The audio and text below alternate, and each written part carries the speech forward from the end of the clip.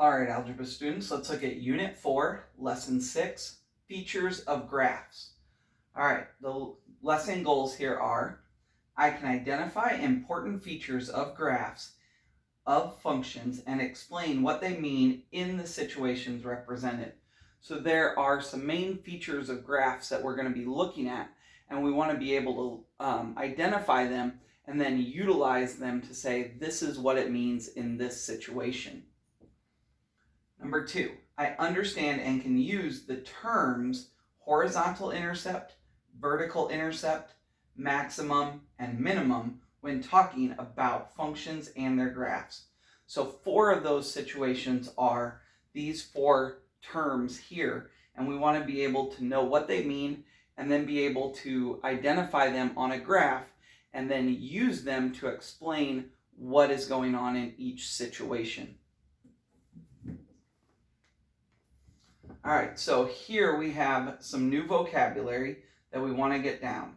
We have 6 words here that we want to go through. Make sure you pause, get it down. I would recommend you also put it into your own words so that you can internalize it better. So our first one is decreasing function. This is when inputs get larger, the outputs get smaller. They go down from left to right. So any graph where you notice there's a downward trend as you go from left to right. Doesn't matter if it curves, straight, whatever, just has to be going down. Horizontal intercept. Point where the graph touches the horizontal axis, also known as the x-axis, which this horizontal intercept is also known as the x-intercept. Usually you call it the x-intercept, but we like to refer to it as the horizontal intercept because you can name the axis multiple names. Increasing function.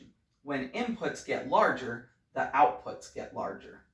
This is where it goes up from left to right. So anytime that we see an upward trend of a curve or any type where it's going up from the left side to the right side is an increasing part of a function.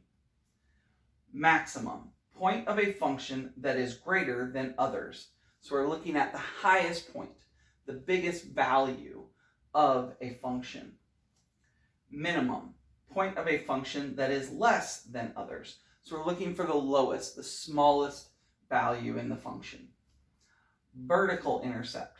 Point where the graph touches the vertical axis or the y-axis, also known as the y-intercept. So we're looking at where our graph touches the y-axis.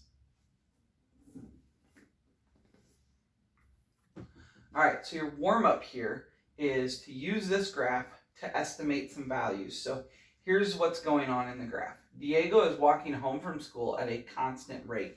So he's going the same speed the whole time. Never stops, never takes a break, never speeds up, never slows down. Just a constant speed to his house. The graph represents function d as distance from home in kilometers. So this is function d, talking about the distance from home.